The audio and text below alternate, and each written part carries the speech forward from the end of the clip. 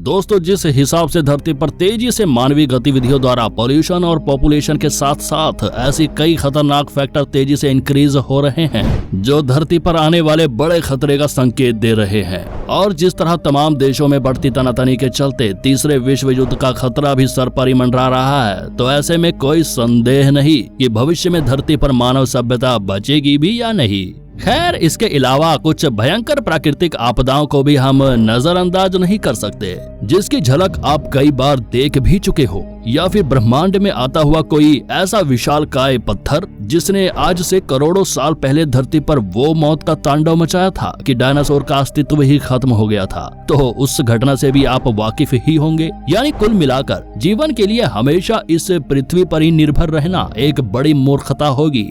लेकिन चिंता न करें, क्योंकि इन्हीं सब बातों और भविष्य में घटित होने वाली ऐसी घटनाओं को मद्देनजर रखते हुए हमारे वैज्ञानिक हमेशा 10 कदम आगे रहकर ही भविष्य की सोचते हैं। इसलिए कई सालों से दुनिया भर की स्पेस एजेंसियों द्वारा उन ग्रहों को खोजने का काम जारी है जिनका वातावरण और ग्रेविटी लेवल काफी हद तक धरती के जैसा ही हो, ताकि वहाँ पर इंसानों के रहने लायक कॉलोनियां बसाई जा सके। इसके बाद धीरे धीरे करके उस ग्रह पर सभी लोगों को शिफ्ट किया जा सके। पर आपको बता दें कि हमारी मिल्की वे गैलेक्सी में तो ऐसा कोई ग्रह मिला नहीं है जिसका एटमॉस्फेयर इंसानों के रहने लायक हो। हालांकि अभी करोड़ों ऐसे ग्रह हमारी गैलेक्सी में मौजूद है जहां उम्मीद है कि धरती जैसा ग्रह मिल जाएगा। पर अब यहाँ पर सबसे बड़ी समस्या ये है कि वो ग्रह हमारी पहुंच से इतना दूर है कि अभी के समय में हमारे पास जो स्पेसक्राफ्ट मौजूद है उनसे वहां तक पहुंचने में 200 साल से भी ज्यादा का वक्त लग जाएगा। और उस स्पेसक्राफ्ट में सफर कर रहे हमारे एस्ट्रोनॉमर की कहानी तो भैया रास्ते भर में ही खत्म हो जाएगी।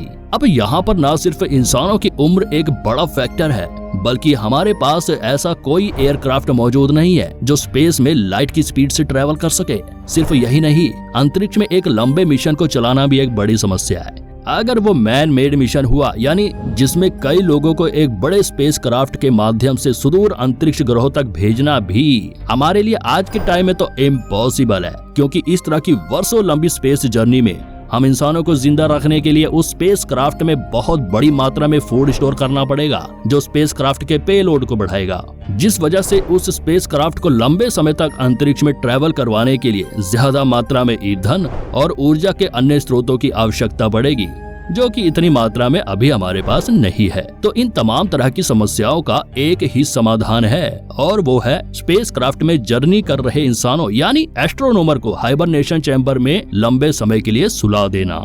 जी हाँ, वैज्ञानिकों ने एक ऐसा रास्ता निकाला है जिसके अंतर्गत एक ऐसी टेक्निक विकसित की जाएगी जो इंसानों की उम्र को ही कुछ समय के लिए बढ़ने से रोक देगी। तो अब यहीं पर कहानी शुरू होती है हाइबरनेशन टेक्निक की, जो कि भविष्य में स्पेस जर्नी की दुनिया में सबसे बड़ा किरदार निभाने वाला एक सुपर हीरो की तरह होगा। अब ये हाइबरनेशन टेक्निक आखिर है क्या? दोस्तों, ये फ्यूचर में आने वाली एक ऐसी एडवांस टेक्नोलॉजी होगी जो अंतरिक्ष में लंबी दूरी का सफर कर रहे हमारे एस्ट्रोनॉमर के एज फैक्टर को कई सालों के लिए रोक देंगे, यानी उनकी उम्र को बढ़ने से रोक दिया जाएगा, ताकि वो अंतरिक्ष में सैकड़ों सालों की लंबी जर्नी को तय भी कर सके और उनकी उम्र भी ना बढ़े। हालांकि ये सब सुनने में बड़ा काल्पनिक सा लगता है, लेकिन ये सच है दोस्तों। दरअसल ये एक चैम्बर और कैप्सूल टाइप का होगा जो AI जैसी एडवांस टेक्नोलॉजी और एडवांस मेडिकल मशीनों से लैस होगा, जो न सिर्फ उसमें रह रहे एस्ट्रोनॉमर की शारीरिक गतिविधियों को कंट्रोल करेगा, बल्कि हर ऑर्गन्स को भी कंट्रोल करेगा। वैज्ञानिकों का कहना है कि हाइबरनेशन हम इंसानों के लिए कोई नया कंसेप्ट नहीं है। हम अपने आसपास ऐसे कई जानवरों को देखते हैं जो कठोर मौसम से बचने के लिए कई दिनों तक डीप स्लीप में चले जाते हैं, जिसे हम इंसानों ने हाइबरनेशन कहा है। एक जीव अपने आप को लंबे समय तक जीवित रखने के लिए हाइबरनेशन का सहारा लेते हैं, जहां वह एक ऐसे डीप स्लीप में चले जाते हैं जहां उनकी बॉडी जिंदा रहने के लिए कम से कम फूड और रिसोर्सेज का उपयोग करती है।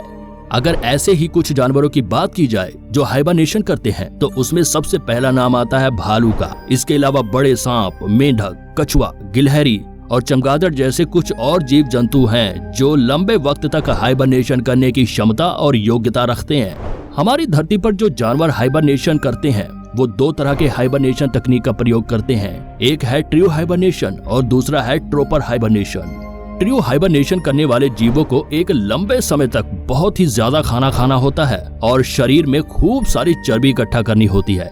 इसके बाद वह किसी खास मौसम जैसे बहुत ज्यादा ठंड या गर्मी से बचने के लिए कुछ समय के लिए एक सुरक्षित स्थान का चुनाव करके डीप स्लीप में चले जाते हैं। इस दौरान उनके शरीर का heart rate, body temperature, breathing और मेटाबॉलिज्म रेट काफी कम हो जाता है। उदाहरण के लिए गिलहरी के हाइबरनेशन के दौरान उसकी हार्ट रेट 350 बीपीएम से केवल 4 बीपीएम तक रह जाती है।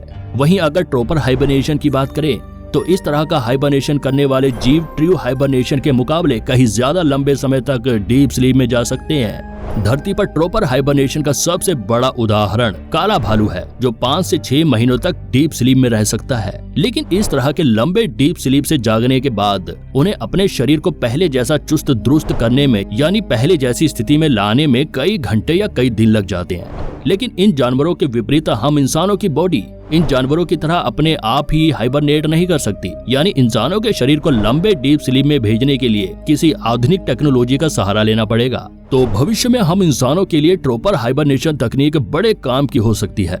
वैज्ञानिक ऐसे कई तरीकों पर काम कर रहे हैं कि इंसानों को लंबे समय तक कैसे हाइबरनेशन की अवस्था में भेजा जा सकता है। पर अभी तक थेरेप्यूटिक हाइपोथर्मा ही एक ऐसी तकनीक है जो कि कुछ हद तक हाइबरनेशन की तरह है, जिसका उपयोग कई मेडिकल प्रोसीजर में किया जाता है। इसके अलावा कुछ ऐसे तरीकों पर टेस्ट चल रहे हैं जो शायद भविष्य में प्रयोग किए जा सकते हैं। अभी तक टेस्ट जानवरों पर किया जा रहा है, जिसमें एक हाइबरनेशन तरीके में चूहों को हाइड्रोजन सल्फाइड सुंघाकर उनके ऑक्सीजन और एनर्जी के सेलुलर डिमांड को कम करने की कोशिश की गई है। दोस्तों, अगर भविष्य में हाइबरनेशन तकनीक पूरी तरह मुकम्मल हो जाती है तो इसके कई फायदे होंगे। पहला ये कि स्पेस क्राफ्ट में एस्ट्रोनॉमर को लंबे वक्त तक जीने और सर्वाइव करने के लिए फूड और अन्य तमाम रिसोर्सेज को भर भर कर स्टोर नहीं करना पड़ेगा, जिसमें एक तो स्पेस क्राफ्ट का पेलोड बहुत कम हो जाएगा और दूसरा ईंधन भी ज्यादा नहीं लगेगा। वही दूसरा फायदा ये होगा कि हाइबरनेशन में सो रहे इंसानों की उम्र थम जाएगी। तीसरा फायदा ये होगा कि अंतरिक्ष में कई तरह की खतरनाक रेडिएशन होती है, जिनके खतरनाक प्रभाव से भी एस्ट्रोनॉमर को बचाया जा सकेगा।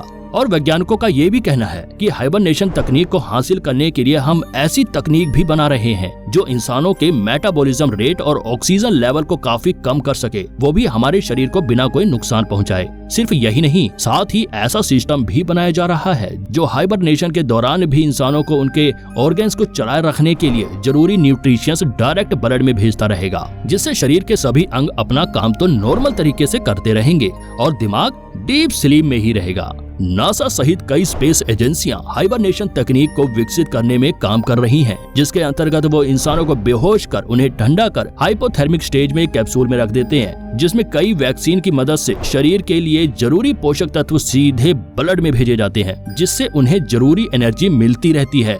इस तरह ह्यूमन वेस्ट जैसे टट्टी पेशाब ना के बराबर होता है। वैसे इस तरह की तकनीक का उपयोग उन वृद्ध लोगों को न्यूट्रिशंस देने के लिए किया जाता है जो कि अपने मुंह से खाना तक नहीं खा पाते। तो दोस्तों, ये थी भविष्य में आने वाली हाइबरनेशन तकनीक की सारी जानकारी। इस अद्भुत टेक्नोलॉजी के बारे में आपका क्या कहना है, हमें कमेंट बॉक्स में जरूर बताना। तो फिलहाल आज के लिए इतना ही, फिर मिलेंगे एक और रोचक वीडियो के साथ।